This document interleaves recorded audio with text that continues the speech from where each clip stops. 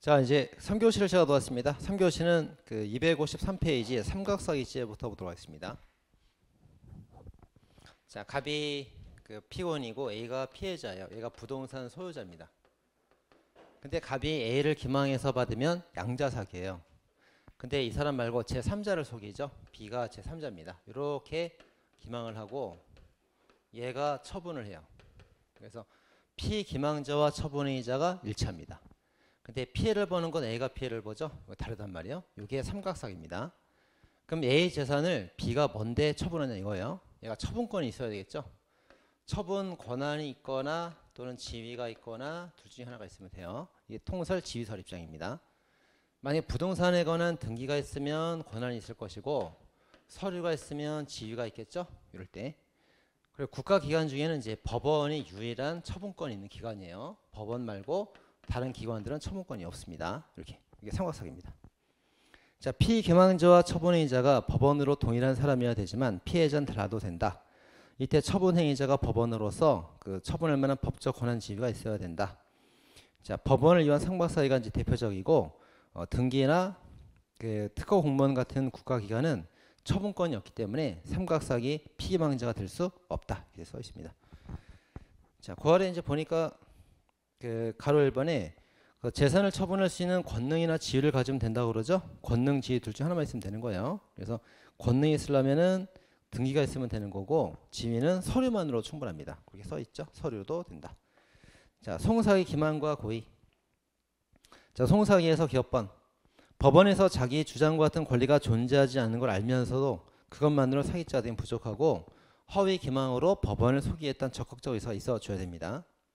그다음 D번. 허위의 증거를 이용하는 게 가장 대표적인 기망입니다. 그러나 증거를 조작하거나 허위 증거가 아니라 하더라도 그래도 법원을 기망하기 충분하다면 사기죄 기망이 될 수가 있어요. 그래서 기출문제는 그 허위 증거를 이용해야만 된다. 틀린 거예요. 디귿번. 유리한 사실을 진술하지 않거나 1번처럼 잘못 알았거나 평가를 잘못한 경우는 실수죠. 사기죄가 성립할 수 없다. 되겠습니다.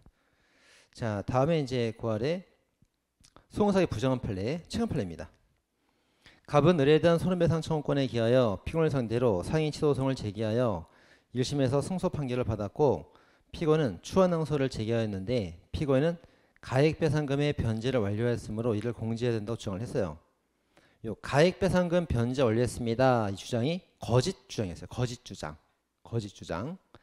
이제 하지만 실제 채무 변제 완료되지 않았던 거짓 주장이었을 때 사기죄가 성립한다고 볼 수 없다. 왜 그래요?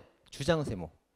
거짓말로 주장을 했을 뿐인 거지 어떤 기망의 적극적 불법 수단이 없어요. 말만 거짓말이었던 거예요. 말만 거짓말. 뭐 증거를 조작한 것도 없고 적극적 불법 수단을 사용한 것도 아니기 때문에 그냥 거짓말했다고 해서 사기죄가 되지는 않습니다. 주장이라는 말이 포인트예요. 자, 다음 페이지. 자, 수단 불법설 판례가 있습니다. 1번.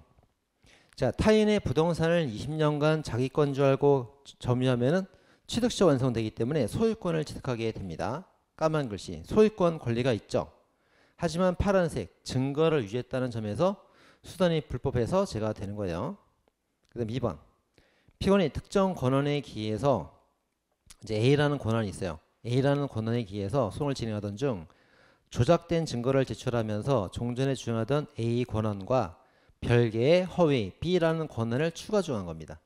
근데 결국 나중에 법원에서 종전 A 권한으로 인정을 받았어요. 승소판을 받았습니다.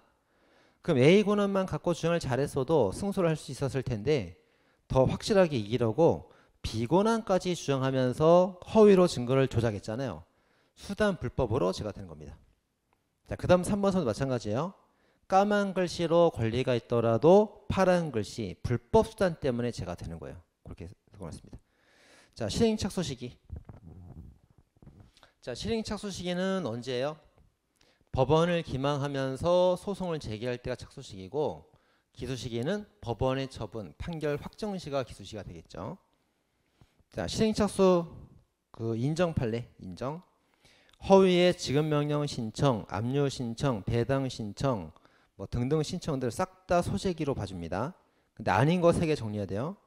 기한미도래 채권 지급명령 신청하고 압류 말고 가압류 이건 보전 절차지 소재기가 아니죠. 안 됩니다. 유치권은 두 개가 있어요. 유치권으로 경매를 신청하는 거는 소송제의가 맞아요. 경매법원에 경매해 주세요. 소송제의 맞습니다. 근데 유치권 신고는 소제기가 아니고 저도 권리가 있으니까 저도 구제해 주세요. 법원 직원한테 신고하는 거예요. 그래서 경매란 말이 들어가야 소제기가 되는 겁니다. 경매가 없으면 단순 신고는 제가 되지 않습니다. 경매 동그라미죠. 신고랑 신청으로 구별하면 헷갈린다고 그랬습니다. 경매가 있어야 법원 소제기가 된다. 세 개 꼭 정리해 주시고, 자, 다음에 이제 재판상 화해 같은 거는 이제 손잡고 화해했으니까 법원을 기망한 게 없죠. 사기죄가 나올 수가 없고. 자, 그다음에 여기서 이제 사기죄 되려면 이 부동산 소유자를 상대로 피고로 소를 제기해야 되는데 엉뚱한 사람한테 소를 제기하는 경우가 있죠. 소유자 말고 엉뚱한 사람 B한테 죽었다거나 고난이 없다거나 허무인이거나 이 사람한테 해봤자 사기죄 나올 수가 없어요. 얘를 상대로 승소 판결 받아봤자 이 소유권이 살아있기 때문에 이거 무효가 돼버리고 소유권 취소를 한단 말이에요. 얘가. 그래서 피해보는 게 없다 이거예요. 자, 그런 판례가 이제 사망자 상대, 허무인 상대, 권 없는 자 상대, 공모자 상대 이런 판례들 있죠. 공모자 상대 판례 잘 나오죠. 자, 그다음 소송사의 기소와 종료. 판결 선고시입니까? 아니죠. 확정 시에 기소가 됩니다. 자, 그다음에 이제 뭐 송달할 때 기소가 확정되고 기소가 된다. 그래서 그 법원에서 이제 압류나 명령을 땅땅땅 선고하면 기소가 되는 게 아니고요. 그 선고문, 판결문이 그 당사자에게 송달까지 돼야 확정이 되는 거예요. 그 송달시가 확정시입니다. 그래서 송달시가 확정시가 된다. 그때가 기소시가 된다 이렇게 됩니다. 자, 그다음에 리얼번이 이제 작년에 법행 기출이에요. 자, 소송사기에서 판결이 확정된 날이라는 것은 형식적 확정된 날을 의미하고 확정적 다툴 수 없게 된 날을 의미하는 것이 아니다 이렇게 봤어요. 그래서 따라서 1심 판결 확정 이후에 추원항소가 있었다는 사실만으로 기소에 영향이 없다 이렇게 봤습니다. 자, 일단 1심에서 그 민사 판결 1심에서 재판이 선고가 되었는데 여기에 이제 불복 상소를 하지 않았어요. 그래서 형식적으로 재판이 확정이 됐어요. 그럼 사기죄는 기수가 된 거예요, 이렇게. 자, 근데 이제 이 사람이 나중에 1심에서 제출하지 않았던 증거가 밝혀지면서 저기 판사님 제가 보충할 게 있습니다 해가지고 추후에 자료를 보완하여 항소를 할 수 있는 경우가 있거든요. 확정돼도 항소하는 경우가 있단 말이에요. 놓친 자료가 있다면. 그럼 추원항소를 제기하게 되면은 2심이 진행될 거 아닙니까? 2심 진행. 그럼 재판은 아직 끝난 게 아니잖아요. 끝난 게 아니더라도 형식적으로 확정이 되었으면 기소로 끝났다 봅니다. 끝났다 보는 거예요. 그래서 곧 주의해야 됩니다. 작년 그 법행 기출이에요. 자, 다음 오른쪽 공범과 재수. 자, 소송사기에서 그 거짓이라는 성을 모르는 제3자로 하여금 소송을 제기하게 하면은 뭐가 됩니까? 소송사기 간접 전문이 성립할 수가 있고요. 자, 그다음에 니은번은 쭉 보시고 이제 사기죄 안 된다 보면 됩니다. 설명은 생략. 그다음 디귿번. 자, 법원을 기망하여 승소 판결을 받아서 확정 판결을 받았고 확정 동그라미. 이전 등기를 격려했죠? 등기 동그라미. 그러니까 동그라미가 두 개라는 거는 행위가 두 개라는 거예요. 확정 판결을 받은 게 사기죄. 등기한 건 공정증서. 행위가 두 개, 죄가 두 개. 실체적 형합법 이렇게 됩니다. 자, 부동산 소송이 있습니다. 자, 부동산 말소 청구 소송. 자, 부동산 등기부가 이렇게 있죠. 첫 소유자가 보존 등기, 그 다음에 이전 등기, 소유권 이전 등기 쭉 가요 이렇게. 근데 갑이 이제 법원에다가 말소를 청구했는데 이 말소 청구의 소송 상대방 피고가 이전 등기 명의자예요. 그래서 이제 승소 판결 받으면 얘가 말소가 될 거 아닙니까? 그럼 전 소유자가 소유권을 취득하는 거지 갑이 취득하는 게 아니란 말이에요. 사기죄 성립하지 않습니다. 근데 만약에 이제 갑이 전에 등기된 적이 있는 갑이 소유자가 등기된 적이 있었다면은 얘가 말소가 되면서 갑이 부동산을 취득하게 되죠. 그럼 사기죄 될 수 있단 말이에요. 이렇게 될 수 있습니다.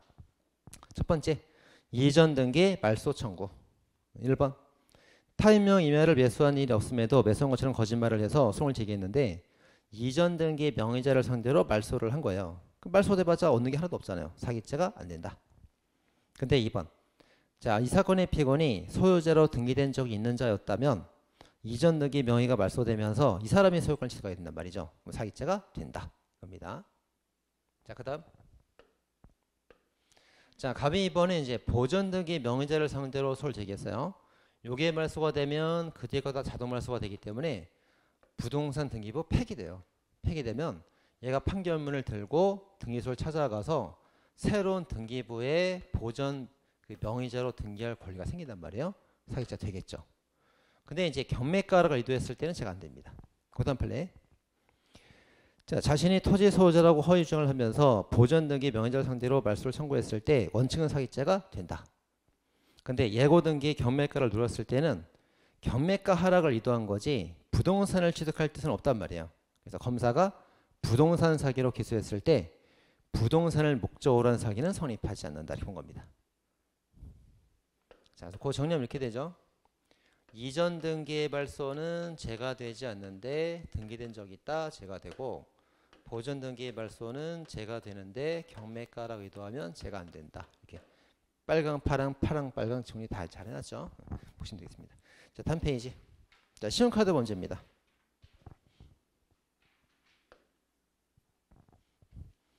자, 이제 카드가 그 신용카드가 있고 그 체크카드, 직불카드가 있고 현금카드가 있어요. 이렇게.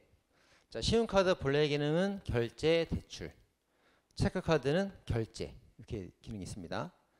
그리고 현금카드 기능은 현금 인출. 현금 인출. 얘는 현금 인출 기능이 없죠. 이렇게. 그럼 이제 여기 신용카드 어법에 따라서 여신전문금융법에 따르면, 자, 여신전문금융법에서 요것만 딱 규제해서 카드 부정사용죄로 처벌해요. 얘는 규제하지 않습니다. 이거 형법상 절도가 되는 거예요. 절도. 이렇게입니다. 자, 거기 써있죠? 카드에 관한 규제. 신용카드는 결제, 대출, 특별법 규제가 된다. 직불카드 결제, 그 규제가 되고 있다.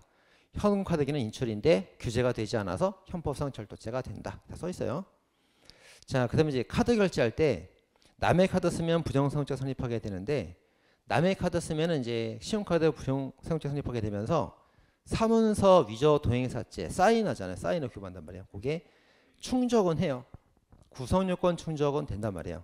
근데 불가벌 수반 행위로서 죄가 성립하지는 않습니다. 이거 나눠서 물어본 기출이 있어요. 충족되냐? 맞다. 성립되냐? 아니다. 이렇게 물어봤대요. 자, 그 다음에 신용카드 부정사용죄가 결제가 완성되면 기소가 되는데, 결제 완성되지 않고 미수에 그치게 되면 미수세무, 미수처벌 규정이 없어서 무죄가 됩니다.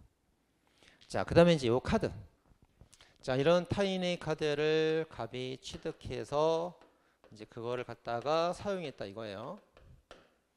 근데 이제 절도나 강도 같이 탈취로 취득하는 경우가 있죠. 그때는 허락받지 않고 취득한 거기 때문에 그걸 사용한 것이 별도의 죄로서 실적 경범됩니다. 근데 이제 편취죄로서 사기나 공갈로 취득했을 때에는 얘가 쓰라고 주는 걸 합의에 따라 취득한 거란 말이에요. 편취죄니까. 그때는 이제 이걸 사용한 게 별도의 죄가 성립하지 않고 카드에 관한 사기, 공갈, 포괄일죄가 됩니다. 이렇게 달라지죠. 이렇게. 자, 써놨네. 탈취한 카드 사용은 경합범, 편취한 카드 사용은 카드 포괄일죄 이렇게 됩니다.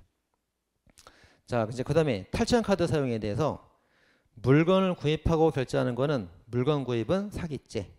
그건 사기죄는 가맹점 수에 따라 따지는 거예요. 가맹점이 7개면 사기죄 7개가 됩니다.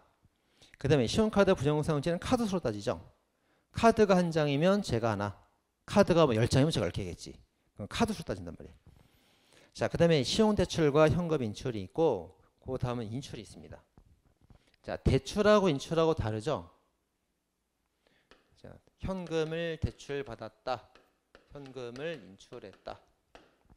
그럼 계좌에 이제 돈이 없단 말이에요. 없으니까 돈을 신용대출 대여받아서 인출, 꺼냈다는 거예요. 이렇게 빌려서 꺼냈다는 뜻이고, 인출했다는 거는 돈이 원래 있었다고, 그래서 꺼내기만 했다는 거죠. 꺼내기만 했다. 자, 그래서 대출받았을 때 뭐가 됩니까? 자, 신용대여 받은 게 신용카드 부정사용죄가 되는 거고, 인출은 현금 절도가 되는 거죠. 이게 1995년 판례. 그 다음에 이제 2003년 판례는 신용대여 받은 경우는 없어요. 그건 없고 그냥 있는 돈 꺼낸 거란 말이에요.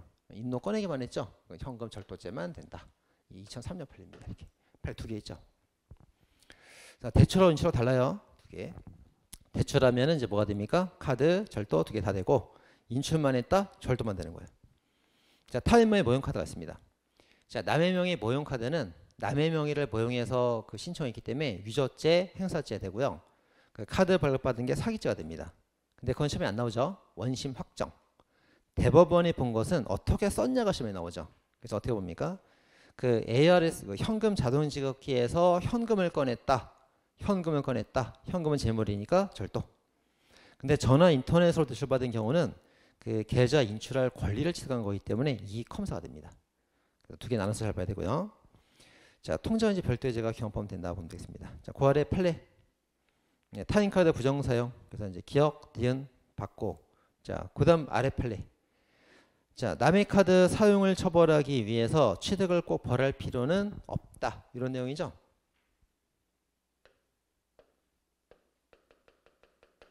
취득을 벌하고 사용도 벌할 수도 있는 거고 사용을 벌하면서 취득을 벌하지 않을 수도 있는 거죠. 그래서 사용을 벌하기 위해서 취득을 꼭 처벌할 필요는 없다. 이렇게 써 있잖아요. 이렇게. 그죠? 그렇게 써 있습니다. 자, 더 오른쪽 판례입니다. 자, 강취한 카드 사용은 뺏어서 쓰는 거니까 허락받지 않은 사용이에요. 그래서 카드 강도도 제가되고 사용한 것도 별도로 제가되고 그래서 카드 강도, 신용카드 부정사용죄, 사기죄, 실적경합범 됩니다.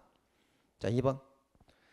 자, 피고인이 대금이사 능력이 없으면서도 사기죄 고의가 있죠. 카드 회사를 기망하여 발급받았습니다. 그럼 발급받으면서 사기죄가 됐어요. 그럼 카드 사기죄가 성립했을 때 회사가 쓰라고 준 거잖아요. 허락을 받고 쓰라고 준 걸 썼으니까 별도의 죄가 성립하지 않고 사기죄, 포괄일죄. 그 다음에 3번은 그 적법하게 발급받은 거예요. 근데 일시적 자금 공색으로 잠깐 쓴 겁니다. 잠깐 이제 카드 연체가 됐다고. 그건 죄가 되지 않고 카드가 이제 과다 부채 누적일 때도 변제 자료가 없이 쓰면 그때 사기죄가 되는 거예요. 자, 2번하고 3번하고 어떤 차이가 있어요? 2번하고 3번하고. 자, 갑이 카드 회사로부터 발급을 받아서 카드를 사용을 했죠. 2번은 발급 받을 때부터 사기죄가 된 사례입니다. 이거. 그죠? 발급 받을 때부터 사기죄가 된 거예요. 3번은 발급 받을 때 문제가 없는데 사용할 때 문제가 있는 거죠. 단순 연체 갖고는 죄가 안 되는데 과다 부채 누적일 때 쓰면 죄가 된다 이거예요. 사안이 다른 사안이란 말이에요. 다른 사안. 2번과 3번. 사안이 달라. 잘 구별해야 되고요. 그 다음에 4번. 자, 편의점 업주인 피고인이 과다 술값 청구에 항의하는 피해자를 협박하여 카드를 지급받기로 합의한 다음 합의가 있었네, 쓰라고 준 거네, 허락이 있네, 동의가 있고 승낙이 있습니다. 허락 받고 갔다가 쓴 것은 죄가 별도로 될 리가 없지. 카드 공갈죄 하나만 되겠죠.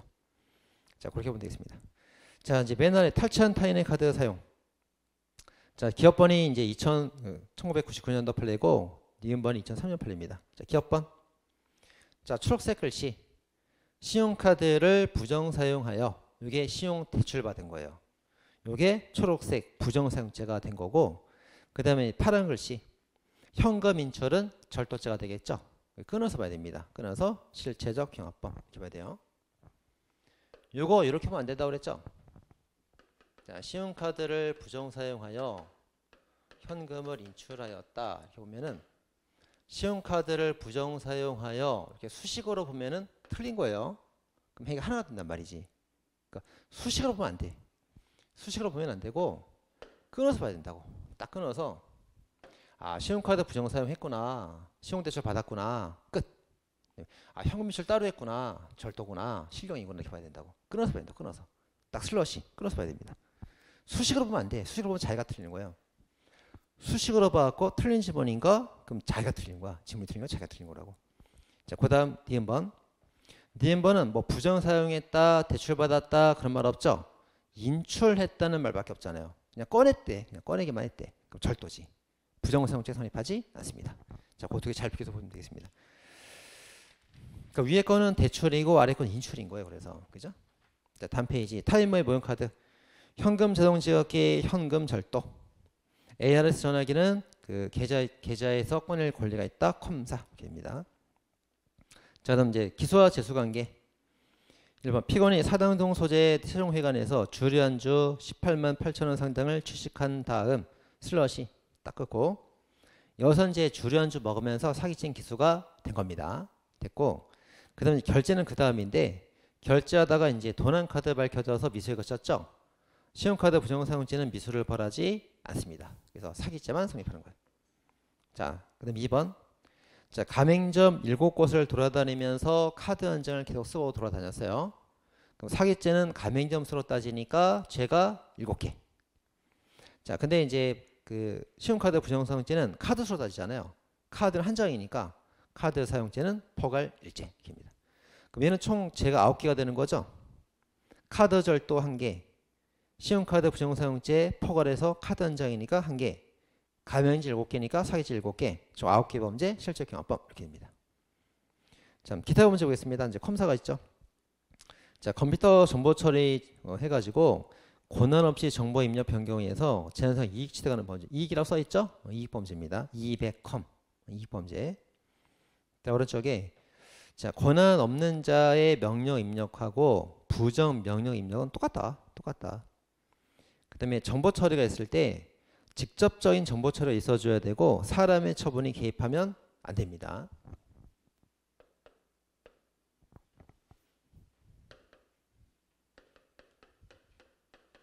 자, 사람을 속여서 컴퓨터가 이익을 주었다. 사기죄요.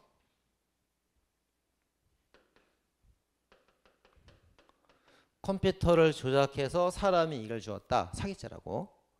컴사는 어떻게 해야 돼요? 사람이 개입하면 안 됩니다. 컴퓨터를 조작해서 컴퓨터가 직접 이익을 줘야 된다고. 그래야 컴사라고 이게. 사람이 개입하면 안 된다고. 그 말이죠? 네. 자, 그 다음에 디귿번. 자, 복권 프로그램 가상 계좌에서 프로그램 오류 현상이 발생했습니다. 그래서 그 돈이 계속 나와. 그걸 이용해서 이제 돈을 받아 먹었어요. 그럴 때 이것도 부정 명령 입력에 해당된다 이렇게 봤습니다. 자, 컴사 부정한 판례들. 컴사가 되려면 부정한 명령 입력이 있어야 돼요. 아이디, 패스워드 조작이 있어야 됩니다. 근데 아이디, 패스워드를 조작하지 않고 남의 전화를 가져다가 통화만 한 통화한 거예요. 통화만. 조작한 적이 없죠. 그럼 죄가 되지 않는다. 그 다음 프로그램 오류 이용한 것은 죄가 된다. 두 번째 칸. 자, 남의 계좌에서 돈을 꺼낸 것은 절도죄로 보죠. 컴사 아닙니다. 근데 돈을 꺼냈는데 그 위임받은 액수를 초과 인출한 경우는 컴사로 보죠. 자, PC방에 가서 이제 A가 2만원 뽑아오세요 허락을 했어요. 근데 이제 그 아저씨가 5만원 인출했단 말이에요. 그럼 2만원은 허락을 받은 거고 3만원 허락받지 않은 거란 말이에요. 초과 인출했죠. 그럼 이제 초과 인출한 3만원이 60% 비율로 보기 때문에 이익으로 봤단 말이에요. 그래서 이제 컴사가 된다 이렇게 봤단 말입니다. 초과 인출은 그 상당 비율에 관한 컴사가 됩니다. 작년 이제 승진 기출이에요.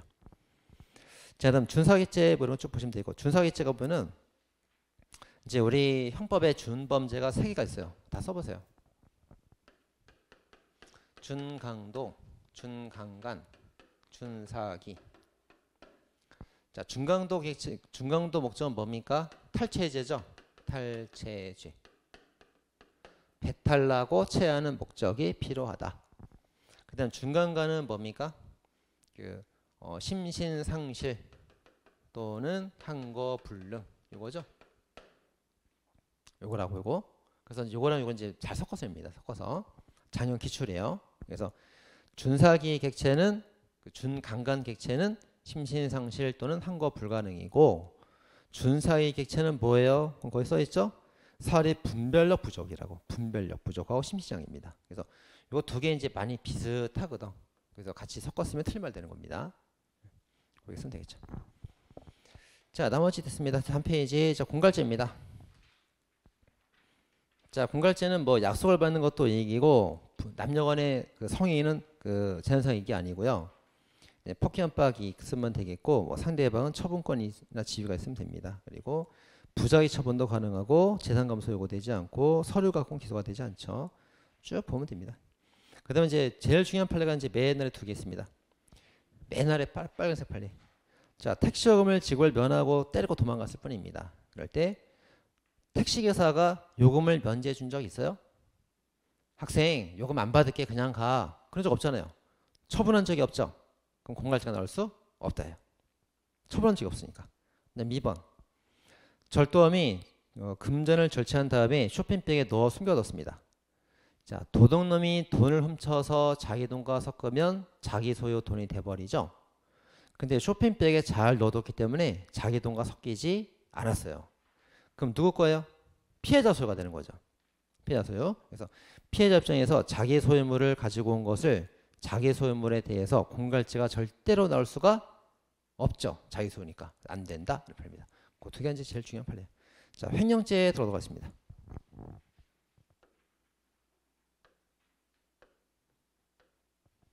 자, 횡령죄 이제 타인점을 보관자예요. 그래서 타인 소유의 신뢰관계에 따라서 얘가 이제 점유 또는 이제 점유라고 하면 안 되고 이제 보관, 이제 보관을 하고 있다.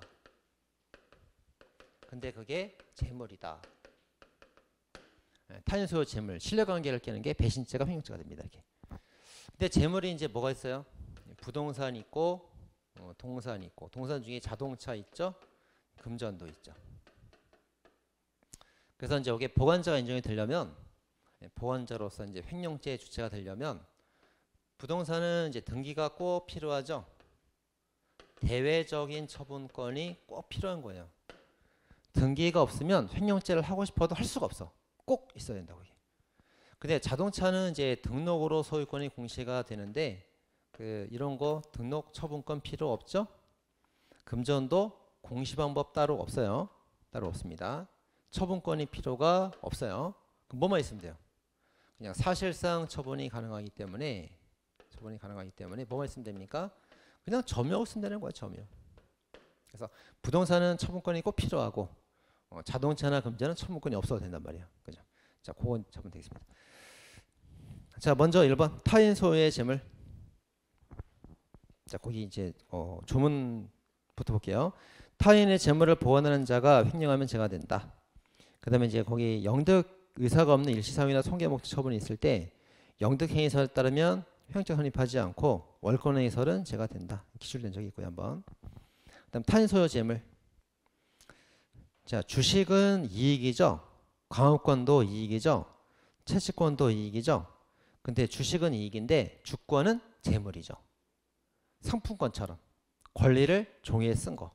주권은 재물입니다. 그 다음 이제 동업관계, 이거 이제 동업관계 볼까요? 자, 갑이랑 을이 동업관계예요. 그럼 공동소유란 말이에요. 그래서 얘가 이제 요거를 횡령하면은 죄가 되죠. 이 사람을 침해하는 거니까 죄가 된단 말이에요. 1번. 죄가 된다. 동업관계 공동소유가 된다. 2번. 얘가 탈퇴했어요. 탈퇴하면 남은 사람 자기 소유잖아요. 자기 소유 처분은 죄가 되지 않는다. 2번. 그럼 이제 혼자 남아서 이제 혼자 처분해도 죄가 되는 경우가 있습니다. 언제? 동업관계를 떠나서 회사가 설립된 경우. 그럼 1인 회사로 혼자 남아서 처분해도 회사를 침해해서 죄가 된다. 이렇게 돼요. 1, 2, 3 이렇게입니다. 자, 그래서 자, 1번 파란색. 동업관계에서 처분하면 타인 지분 침해로서 횡령죄가 된다. 근데 왼쪽에 빨간색. 동업관계 탈퇴하고 혼자 나오면 자익게 된다. 그거 자익권이니까 무죄가 되겠지. 근데 혼자 남아도 죄가 되는 경우가 있는데 1인 회사 소유 침해가 되니까 죄가 된다. 1, 2, 3 이렇게입니다. 자, 팔려보겠습니다. 자, 주식수를 허위로 기재한 것은 의결권을 취득한 거죠. 권리를 취득한 거니까 횡령죄 나올 수가 없고, 주권은 이제 재물이니까 횡령죄 나올 수가 있습니다. 주식, 주권 차겠습니다. 자, 그 다음 빨간색 1번. 피해자가 피고인과 동업관계였는데 그 동업관계를 해지하고 탈퇴해 나갔어요. 그럼 남은 사람 혼자서 거기 써있네요. 남은 피고인에게 소유권이 단독으로 기속이 된다. 그럼 자기 소유니까 써도 무죄가 된다. 그런 말이죠. 자, 파란색 2번. 동업자 사이에 손익분배 정산이 되지 아니하였다면 동업자 한 사람이 임의로 동업자 합의에 속하는 지분을 처분할 권한이 없는 것이고, 동업자 한 사람이 동업재산을 임의로 횡령을 했다면 지분 비율에 관계없이 밑줄 전부 동그라미가 되겠죠. 자, 갑이랑 을이랑 지분 비율이 1대1이에요. 그래서 이제 4억의 돈이 있었는데 그 중에 이걸 보관하다가 1억을 횡령을 했다 이거예요. 2억이라고 할까? 2억 횡령했다 이겁니다. 그럼 지분 비율이 1대1이니까 절반은 내 거고 절반 남의 거니까 지분 비율을 따라 1억만 횡령죄가 돼야 되는 거 아닙니까? 이렇게 정했단 말이에요. 근데 뭐라고 그래요? 아직 정산이 되지 않았다.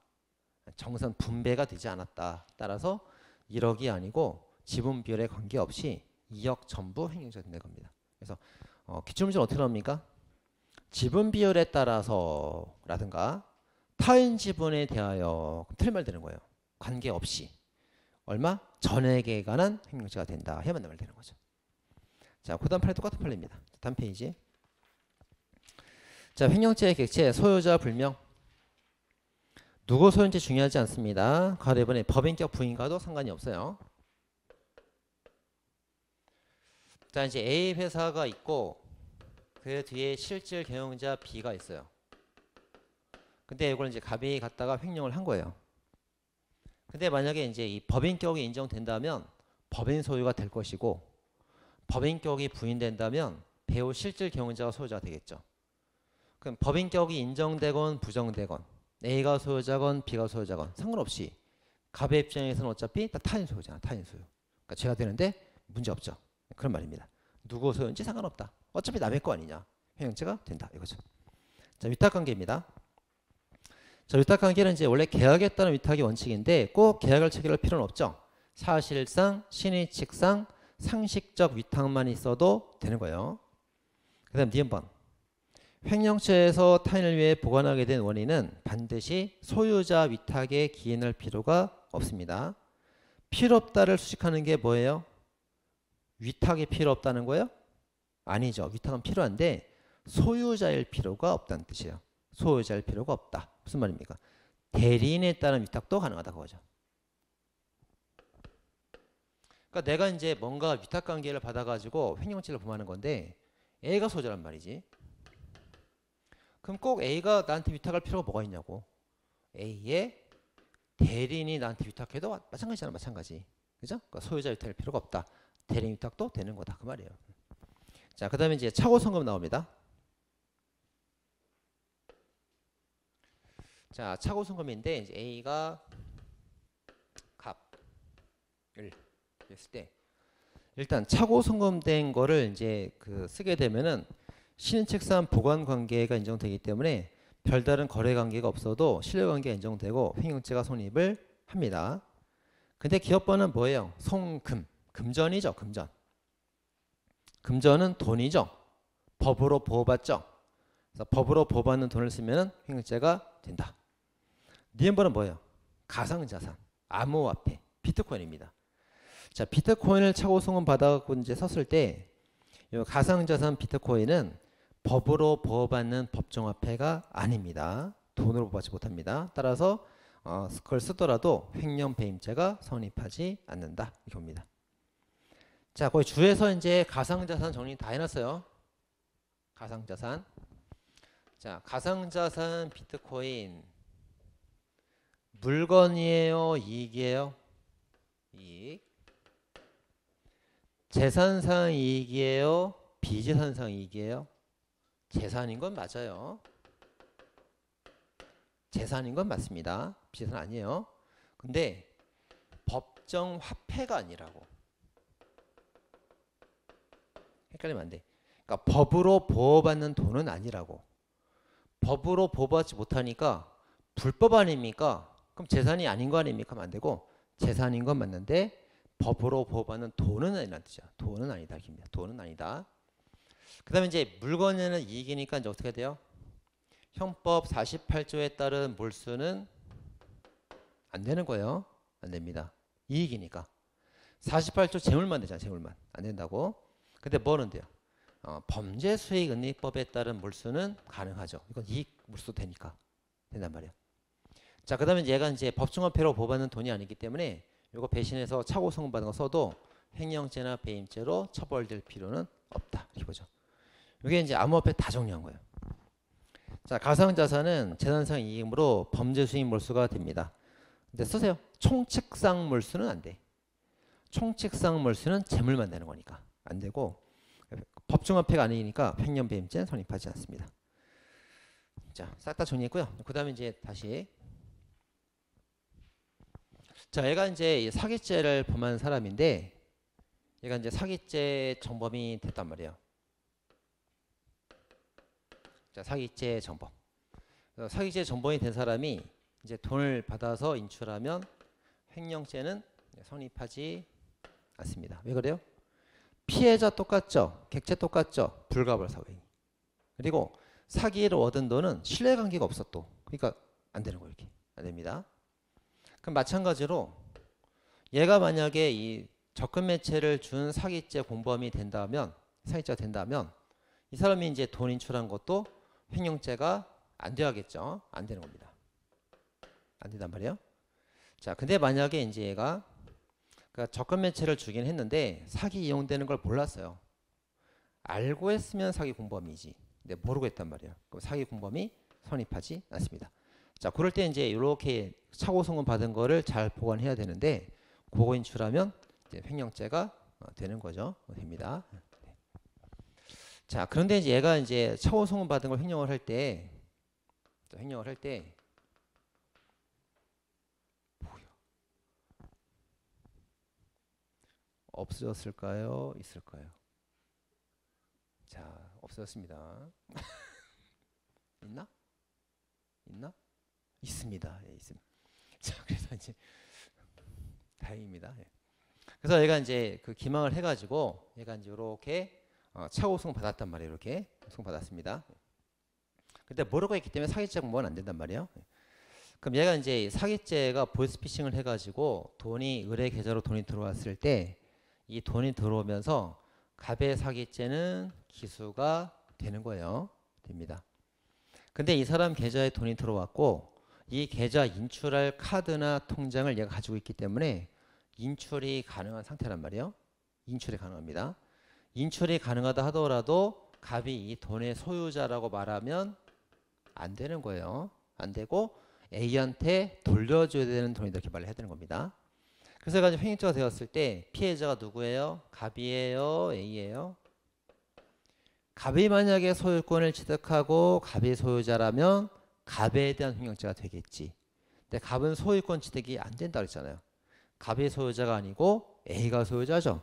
그러니까 A에 대해서 횡령죄가 된다 이렇게 말을 해야 되는 겁니다. 이게. 그죠? 설명 다 했습니다. 자, D6번. 자, 계좌명인 을이에요. 을은 법률관계 없이 송금 이치된 사기 피해금을 피해자 누구? A죠. 범인 갑이 아니고 A를 보관한 집이 있으므로 A에 대한 횡령죄가 성립한다. 그래서 A에 대한 횡령죄다 그럼 맞는 건데 범인 갑에 대한 횡령죄다 하면 틀린 거예요. 자, 가로 2번. 계좌명인 인출행위는 전기통신 금융사기 범인에 대한 관계에서 누구?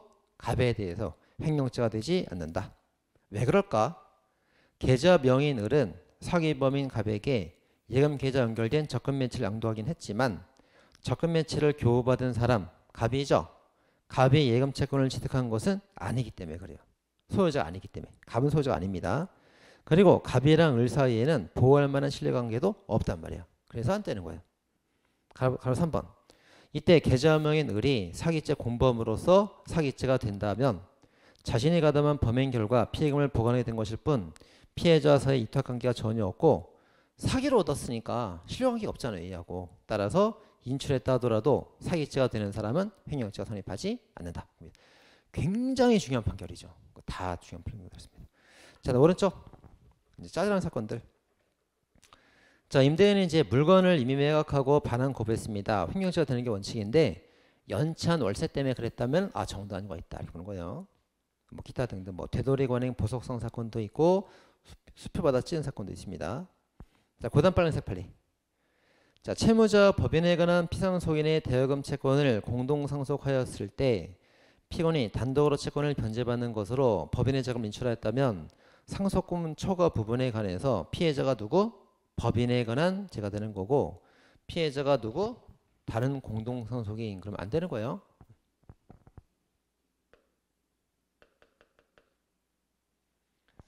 자, 이제 A 회사에 대해서 갑이 2억의 채권이 있었어요. 근데 죽었습니다. 사망. 죽었어. 그래서 죽어가지고 이제 을하고 병이 공동 상속을 받은 거예요. 이렇게 자녀들이 상속받았습니다. 이렇게. 그럼 이제 2억 원 채권이 분할 채권이에요. 분할 채권. 건물은 쪼갤 수가 없죠. 근데 돈은 쪼갤 수가 있다고. 분할 딱 된 거예요. 딱 분할돼 갖고 너 1억 채권, 너 1억 채권. 그래서 분할해서 딱 상속받았습니다. 끝. 받았다고 이렇게. 자, 근데 이제 을이 대표가 돼가지고 대표가 돼서 제가 상속받은 대금 요거 2억 2억을 전부 다 제가 먹겠습니다. 2억을 인출해서 소비했단 말이에요. 그 2억 횡령죄를 보냈습니다. 횡령죄. 그럼 이제 2억을 인출했을 때 요 중에 1억은 자기가 받을 수 있는 돈을 받은 거니까 채권을 충당한 거니까 지금 안 되겠지. 그럼 초과된 1억의 피해자가 누구냐고요. 초과된 1억의 피해자. 이 사람의 소유권은 건드릴 수가 없어요. 이건 얘 거라고. 건드릴 수가 없다고. 그럼 그 1억은 뭡니까? 그냥 괜히 회사 돈 1억을 뺀 거지. 그냥. 피해자가 얘라고. 얘가 되는 거예요. 그래서 다른 공동상속인이 아니고 법인이 피해자가 되는 겁니다. 이렇게. 그러면 분할 채권이라는 게 제일 중요해요. 분할해서 갑이랑 을에게 상속됐기 때문에 다른 공동상속인 부분은 내가 처분할 수가 없다. 그냥 회사 돈을 뺀 거다. 그런 겁니다. 자, 부동산 보관자입니다. 자, 부동산은 이제 등기가 있어야 되고 처분권이 있어 줘야 돼요. 그래서 거기에 이제 니은번 부동산에 관한 보관자가 되려면 점유만 갖고 되는 게 아니고 유효하게 외부적으로 처분할 권한이 있어줘야 된다. 그 유효한 처분권이 바로 등기란 말이에요. 등기. 근데 등기가 이제 유효해야 됩니다. 유효한 단독 등기가 돼요. 따라서 원인 무효 등기는 처분권이 없다. 무효 세모.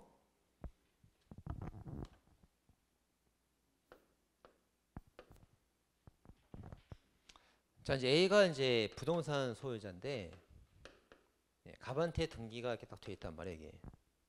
그죠? 근데 등기가 단독 명의로 돼 있어요. 그럼 A는 이제 갑을 신뢰하고 완전 신뢰하고 다 맡긴 거죠? 다 맡긴 겁니다. 다 맡긴 거예요. 근데 만약에 등기가 A하고 갑하고 공동 명의로 등기가 돼 있대. 그럼 A가 갑을 믿는 거예요? 못 믿는 거지. 갑이 이걸 갖다 처분할 수 있어요? 못하지. A 허락을 받아야만 되니까 믿지 못하는 거예요. 그래서 공동 명의면 안 되고 단독 등기가 됩니다. 그래야 신뢰받는 거예요. 이제 형제가 나오는 거지 이렇게. 그죠? 자, 그 다음에 이제 이 등기가 유효해야 됩니다. 자, 유효해야만 그 법적인 처분이 가능하고 횡령죄가 가능하단 말이에요. 가능합니다. 만약에 이 사람의 등기가 무효라면 어떻게 돼요? 무효라면 갖다가 처분해 봤자 어차피 무효가 되고 없던 일이 되니까 이런 걸 찾아올 수가 있단 말이에요. 그 침해 위험성이 없죠. 그래서 유효 단독 등기해야 돼. 반드시 유효 단독. 자, 따라서 이제 빨간색 플레이 가보세요. 자, 2번 공동상속 점유자. 점유한다고 처분권 있는 거 아니잖아요. 처분권 없으니까 횡령죄 안 되고. 3번 공용 부분 주차장이니까 공용 부분은 공동 등기거든. 공동 등기. 단독 처분권이 없어요. 횡령죄를 하고 싶어도 할 수가 없어. 단독 등기가 아니니까. 그 다음에 4번 진전 소유자 무한한 등기라는 것은 신뢰받고 받은 등기라는 뜻이 아니죠. 신뢰받은 게 아니고 무관하다고 그랬으니까 관계없이 위조된 등기라는 뜻이에요. 위조된 등기. 무효라는 뜻입니다. 그래서 처분권이었고요. 위조된 등기 무효. 계속 불러주는 건 쓰라고 불러주는 건데 이제 안 쓰죠. 왜 안 쓸까? 필기를 해도 기억이 안 나는데 필기를 안 하면 기억이 더 안 나요. 필기를 많이 할수록 좋은 거예요. 계속 불러주는 게 자꾸 써야 돼. 그래서 이제 1시간 강의를 듣고 나면 팔이 아파야 돼. 너무 써갖고 팔이 막 아파야 된다고. 그렇게 수업을 들어야 돼요. 그래도 기억이 안 나. 보면. 근데 멍하니 듣고 있으면 기억이 납니까? 맨날 강의 새로 듣는 거지. 필기 많이 해야 됩니다. 이렇게 아시겠죠? 그 쓰면 또 좋은 게 졸리지도 않아. 또 막 쓰다 보면 졸리지도 않다고. 선생님 책이 너무 아까워서 필기를 할 수가 없습니다. 책은 그냥 수단인 거예요. 책을 아껴서는 안 됩니다. 아시겠죠? 책을 아끼면 안 돼요. 책이 참 예쁘긴 해. 책이 예쁘긴 해. 그죠? 예쁘긴 한데 책이 예쁘긴 하죠? 책이 예쁘긴 하다고. 책이 예쁘다고 해서 책을 막 예쁘게 정리하고 하면 안 되고 책은 수단이에요. 수단. 그래서 책은 막 쓰는 거예요. 막 쓰고 필기하고 막 쓰는 거라고. 그죠? 막 쓰고 정리는 어디에? 머리에 정리하는 거예요. 머리에 지식이 있어야지 시험장 오픈북 아니잖아. 그죠? 그러니까 이건 막 쓰면 된다고. 그리고 이제 이상한 게 책에다 쓸 때도 그 막 쓰기 뭐 해갖고 책을 예쁘게 만들려고 집에 가서 막 딴 데 필기하고 옮겨 적은 다음에 막 똑바로 막 색깔별로 막 쓰고 형광펜 치고 막 하잖아요. 기억이 안 나. 막 예쁘게 썼거든? 기억이 안 나. 어떻게 써기억나요? 현장에서 샤프로 막 써야 돼. 막 휘갈려 써야 된다고. 그게 기억이 더 잘 나. 현장이 기억나거든. 그럼 기억나는 게 목적이지 예쁘게 하는 게 목적입니까? 아니라고. 그러니까 필기를 많이 해야 된다고 아시겠죠? 자, 그래서 공연법원은 이제 공동소유라서 내가 단독 처분권이 없고 진전 소유자 무관하다는 것은 그 소유자로부터 이제 정식 위탁받은 게 아니고 그 위조해서 등기했다는 거니까 무효란 뜻이에요. 무효. 그러니까 처분권이 없습니다. 자, 5번 건물에 가반수 지분권이 있어요. 내가 이제 가반수 지분권자니까 건물을 처분할지 말지 내가 결정할 수 있잖아요.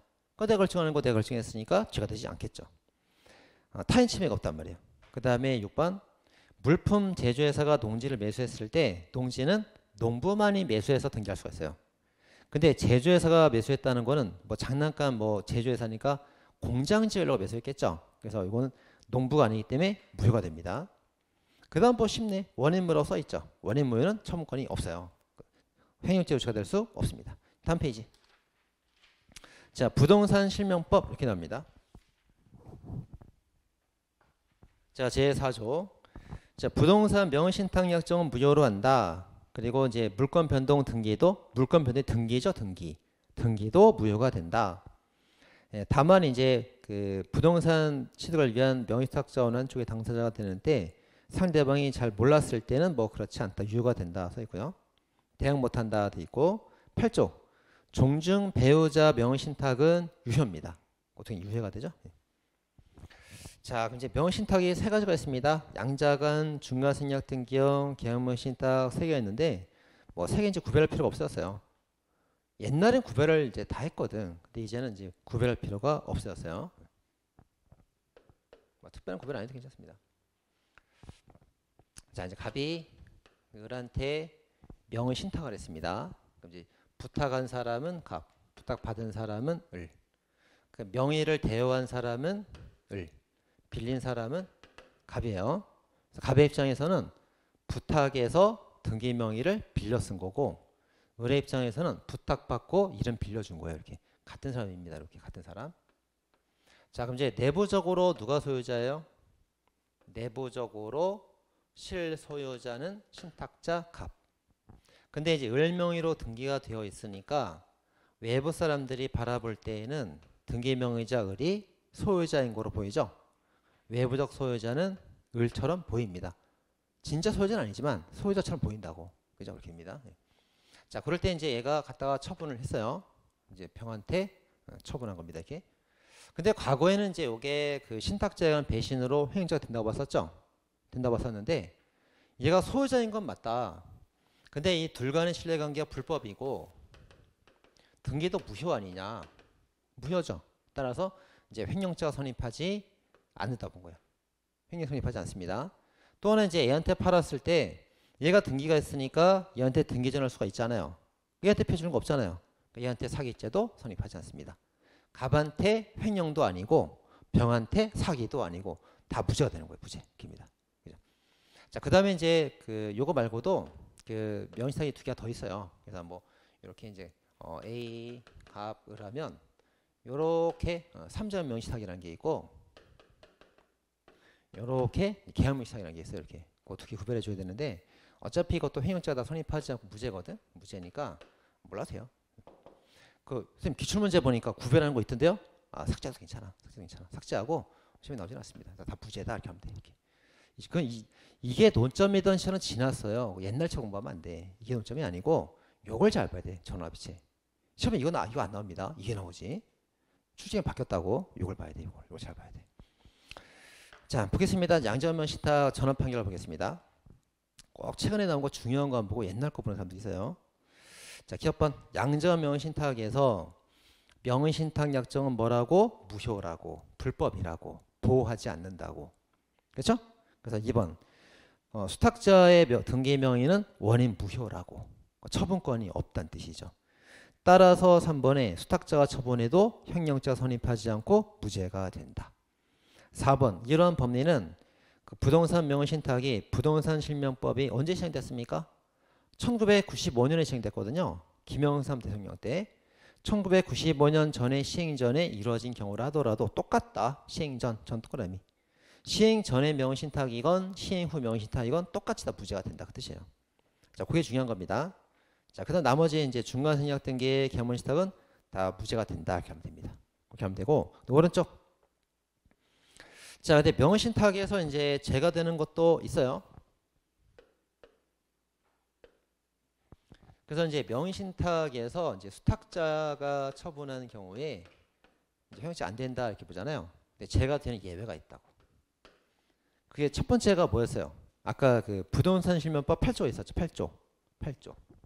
8조 뭐 있어요? 종중 배우자.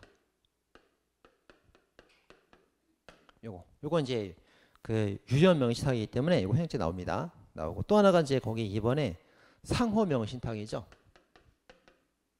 뭐 구분 소유 이렇게 나오는 게 상호 명신탁이에요. 요거 토지가 있으면 이제 구분해서 여긴 네가 써라, 여기 내가 쓸게. 구분해서 이제 명신탁 되는 거 요거 하고 그다음 또 하나 명신탁이 이제 제가 되는 게 뭐가 있냐면 그게 이제 물건 말고 채권 이런 거 있죠. 뭐 주식이라던가 뭐 채권이라던가 이런 명신탁은 아직도 유효합니다. 이렇게 이거 명신탁 제가 될 수 있어요. 다만 이제 이런 명신탁 같은 경우는 이제 제한상 이익이니까 횡령죄는 나오지 않고 배임죄가 나올 수 있어요. 제한상 이익이니까 그죠? 배임죄가 나올 수 있습니다. 이렇게 횡령죄, 배임죄 나올 수 있어요. 이건 이제 제가 되는 겁니다. 그걸 잘 봐야 됩니다. 그래서 이제 재작년에 이제 2번이 나왔죠. 사후 명신탁의 시험에 나왔단 말이에요. 그걸 잘 보면 되겠습니다. 자, 차량의 보관자. 차량은 뭐 등록 명의가 없어도 사실상 처분이 가능하죠. 번호판 바꿔다 팔 수 있잖아요. 적법한 처분이 아니더라도. 그래서 이제 가로 1번에 그 타인 소유의 차량을 보관하고 있는 사람이 그 위임자나 보관자가 등록 명의자일 필요가 없다. 등록 세무. 자, 등록이 없어도 법적 처분권이 불가능해도 사실상 번호판 떼갖고 사실상 처분이 된단 말이에요. 그래서 법적 처분권이 없어도 점유하고 있으면 그 보관자가 될 수 있어요. 횡령죄 포함할 수 있다는 겁니다. 자, 금전의 보관자. 자, 금전의 보관자 이제 하나, 둘, 셋, 넷 쭉 비교해놨죠? 쭉 비교해놓고 뒤에 가면 두 문자 쭉 나옵니다. 그거 한번 보세요. 자, 쉬었다가 하겠습니다.